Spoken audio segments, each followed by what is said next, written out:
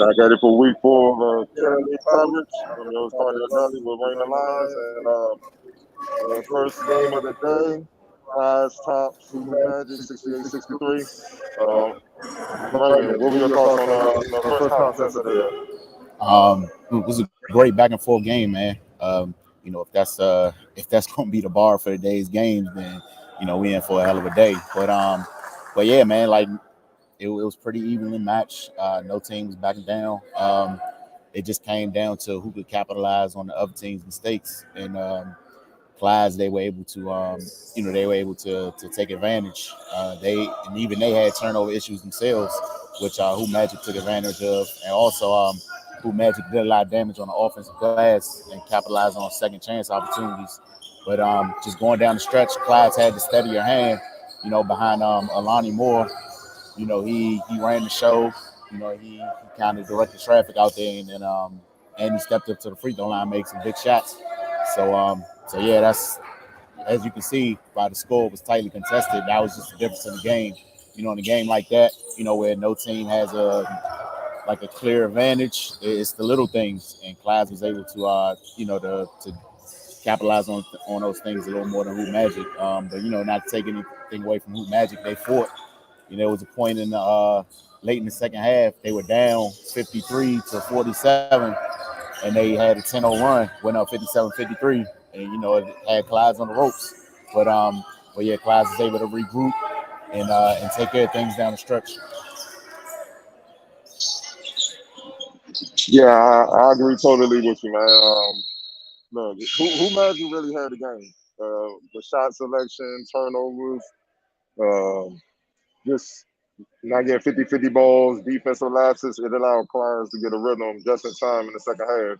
And they took full advantage, like you said, behind Lonnie Moore, him controlling the game, getting guys the shots, getting guys the ball where they're most effective, not just giving them the ball. Clyde's head coach, Kurt Troublesmith, he kept saying, get the ball in the queue, get the ball in the queue, good things happen. They couldn't really do nothing with him except send a double. And if they didn't send a double, he was killing them with jump hooks with either hand.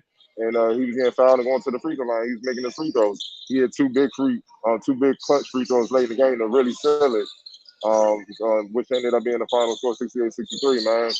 And I think they also, the adjustment I like with Clyde defensively, they AJ Wilson, they allow him to kind of shadow the point guard, so who Magic can really get up the court and just get into some type of set freely or whatnot. So it's kind of like a semi-trap, but not quite, unless he try to attack. And if they try to attack, then he's gonna trap him, man. And that was my strategy to have AJ Wilson, who's like guard all foul positions out there, to kind of shadow his man and the point guard to make them think and to rush them.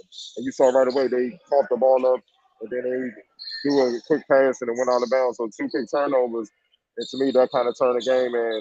And it's those little mistakes that cost you at the end, man. And that ended up being the difference in this game. Who gets your vote for player of the game?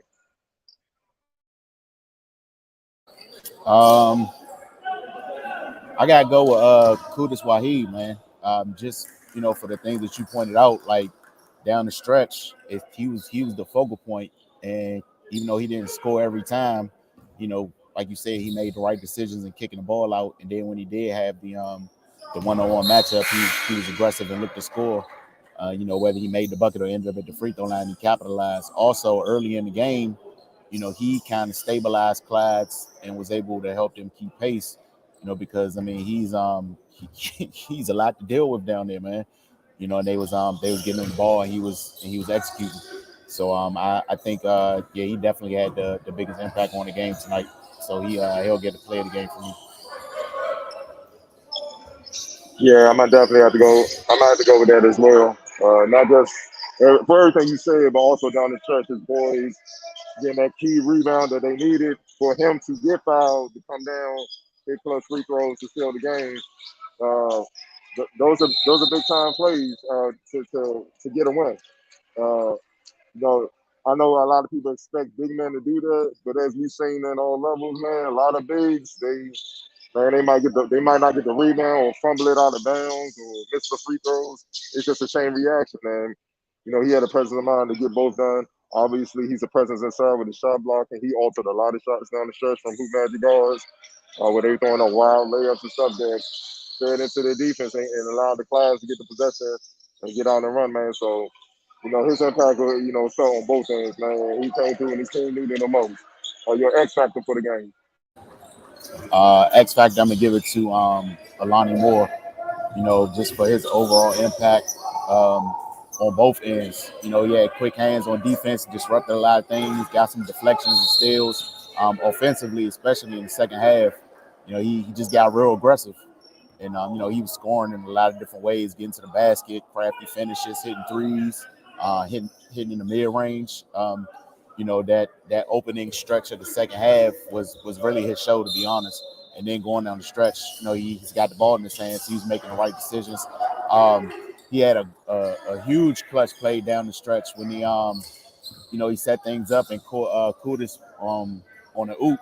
That was it put Clyde's up late in the game. When it looked like Hoop Magic was trying to reestablish control. So yeah, Lonnie was definitely pivotal in Clyde's win. Yeah, same with me, man. Same with me, though. The way he controlled the game, he's starting to notice as this league go on, the better point guard play, teams are winning those games as this league goes on and on. So, yeah, and he's been steady, man, since he's came on board, with this team, man. And it ain't just what you said. I love the fact that they tried to pressure him in the backcourt. They had two on him before the ball was inbounded. He allowed somebody else to get the ball. He'll fake like he going to come back and get the ball. Just being a savvy point guard, experienced point guard. And then he came down. He didn't look for a shot. He didn't take bad shots. First look was in the queue, and then he tried to orchestrate everybody to get them shots. And whichever defender made a mistake, that's who got the ball. He capitalized or he created something on his own. I know he missed two bunnies, kind of like around the 2:30 mark or something like that. He missed two free throws. Trouble Smith was like, "Yo, you owe us two." He was like, "You right."